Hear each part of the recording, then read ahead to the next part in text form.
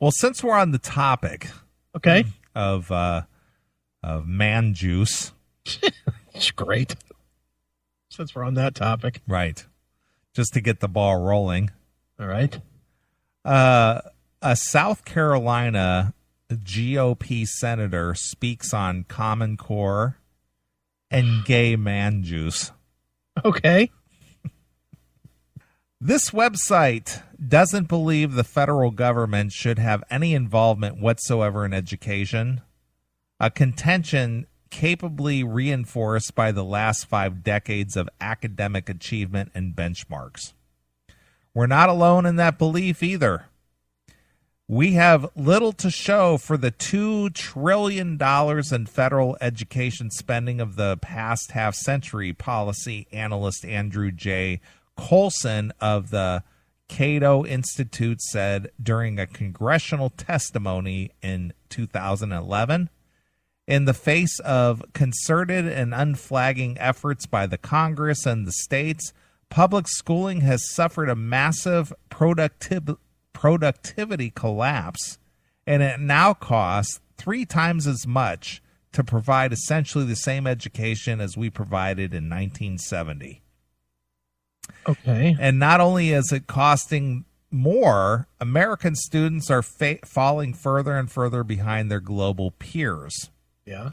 The latest top-down federal intrusion aimed at fixing the problems government has created, Common Core, Yeah, I'm with you on that. an ostensibly voluntary and state-driven process of setting new academic benchmarks for American children that in reality is a massive federal overreach. Amen. The Common Core cheapens our children's education and further erodes the nation's tradition of federalism, columnist Hayden K. Smith wrote on FreedomWorks, a national limited government group that's opposing Common Core. The argument here is not against educational standards being raised at public schools. The problem is the loss of state control in making those standards. And we agree. Anyway, one South Carolina state senator had a very interesting take on Common Core standards during a private meeting of the South Carolina Senate Republican Caucus at the Westin Poinsett Hotel in Greenville, South Carolina this week. Okay. In addressing his colleagues about the dangers of the program, South Carolina Senator Thomas Corbin told a story about a public school teacher in his hometown of Greenville, South Carolina, who shared some shocking information to her students. Shocking. He said that the teacher told her class about tribesmen in Africa who had to suck their elders' dicks.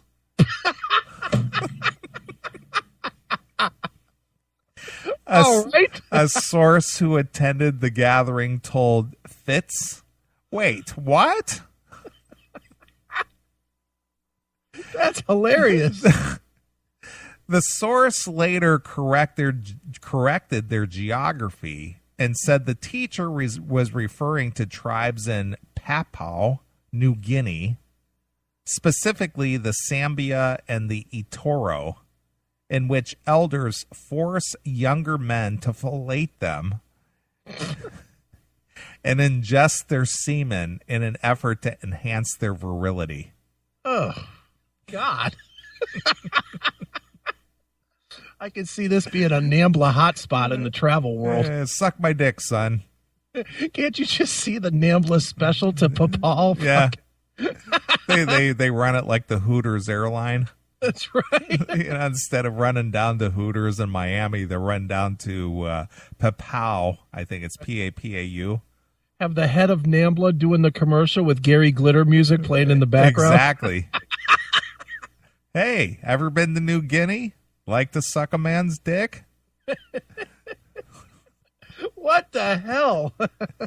Prior to telling the story, Corbin reportedly asked Katrina Shealy, the only female member of the South Carolina Senate, if she would mind leaving the room. Sheely reportedly refused, telling her colleagues if they couldn't say something in front of her, they probably shouldn't be saying it, period. Right. Sheely declined to discuss the incident with Fitz, citing the confidentiality of caucus retreats. However, several sources who were at the event confirmed her comments. He was actually trying to be a gentleman about it, the source said of Corbin. He was uncomfortable about telling the story, but wanted to make the point. He is a good guy. He was trying to tell the story delicately. There's just not much of a delicate way to say that. Is there really a reason, though, that he needed to tell that story? I don't know this. I don't know the answer. I think they were just discussing Common Core. And I don't know. Maybe he was just saying that this is part of the Common Core education that they're teaching in schools. Who knows? I'm just trying to figure out, how do you come up with the lesson plan that needs to include the tribesmen getting their dicks sucked by 5-year-olds? I don't know the answer. But he had to tell the story. What the hell? So I think our guy Steve Jackson is down there in South Carolina. I hope he's not running the airline. Yeah. Jesus. Yeah. So he had to tell the story about the tribesmen in New Guinea. Jeez, oh man. getting their dicks sucked by the young men of the tribe. How did this guy even come across this story? I don't know. I don't know. It doesn't get into whole detail there. I mean, don't they have like a course book that they teach from? You know, like a curriculum book. Yeah, I mean, I know I read pretty much every word of my social studies books, you know, when I was a kid, and I don't remember any of them having stories about, you know, guys getting blown by 5-year-olds. You know, maybe I didn't have the right book, but sure, you know, I mean, I could have been missing something. You were definitely missing something. I guess so. Because apparently this has been a cultural thing for many years. So, hear that? That's the airline. They're now boarding. Right.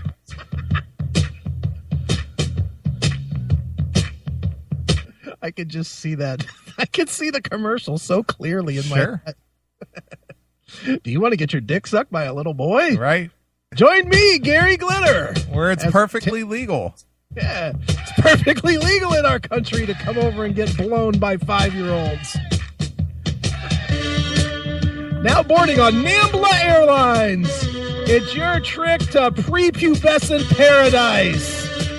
Get on board, only $2,999. And you'll get a free tour guide with me, Gary Glitter, as soon as I get out of jail. God damn. I knew you'd appreciate that. What a fucking sick thing to do in that country, and even more sick that this guy fucking researched it on Google and then decided to bring it to his class. Right. And let me guess, this guy resigned. Well, it doesn't really say. He was just telling a story about, you know, something that was taught in a class. I don't know the reason why. I don't know the genesis of it, anything according to the story. I got to think that teacher's no longer in business. Who knows? Jesus Christ. Yep. Gay man juice. Ugh, disgusting. Yeah. So anyway, I thought I'd bring that to the table, being it's Valentine's Day and all. Yeah, well, you know, happy Valentine's Day, ladies. Sure. All right, so there you are. Oh, man, that is just fucking beyond not right. I know. Like I said, I was doing a little research this week. I guess so. Found some stories. I found a few good stories this week. Yeah, I guess. Oof. All right. Well, we could get into another story, or we could take a break. Either or, I'm good. All right. Let me see here. I'm trying to stay with the topics here. All right. without getting, because I got some really dark shit to cover as well. As opposed to this uplifting stuff that you started with. It's not so much ha funny. Oh, like this stuff. Yeah, well, at least we can make a little bit of a joke about that. The 5-year-olds just casually sucking their grandpa's dick. That's Right. hilarious. Well, it's the whole virility thing. I guess. Wow. It's gotta be virile. I wonder if that's time-honored tradition too. Like they sit around and they can't wait until they're old enough to have their grandkids suck their dick.